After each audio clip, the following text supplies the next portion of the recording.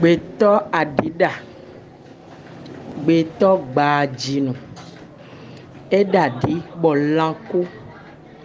gbagidi gbagovi, axɔsu soxavi,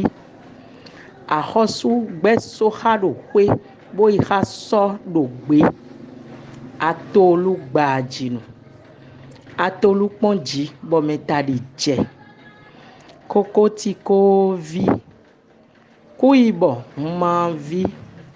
nuname kpɔ agidigo kpo, nuname ma sua, agidigo no sua, egbegbetɔ bodze yanume,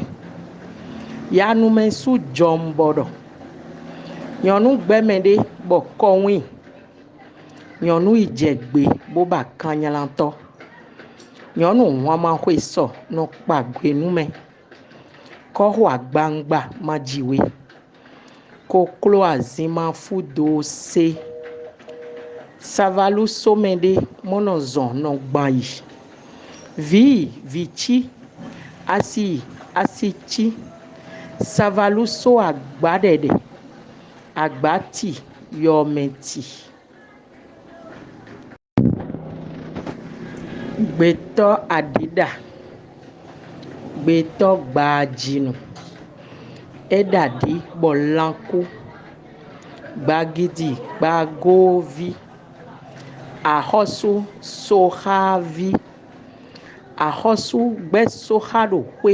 boyixa sɔ ɖogbe, atolu gbadzinu, atolu kpɔdzi bɔmetaɖi dze, kokotikovi, kuyibɔ humavi, nuname kpɔ agidigo kpo, nuname ma sua, agidigo no sua, egbegbetɔ bodze yanume, yanume su dzɔmbɔɖɔ, nyɔnu gbɛmɛ ɖe bɔ kɔnwi, nyɔnu idzegbe boba kanyalatɔ, nyɔnu hɔmaxɔe sɔ no kpagbe nume, kɔxɔ agbangba madziwe, koklo azima fudo se, savalu some ɖe mɔnɔ zɔ nɔ gbayi, vitsi asitsi, savalu so agba ɖeɖe, agbati yɔmeti.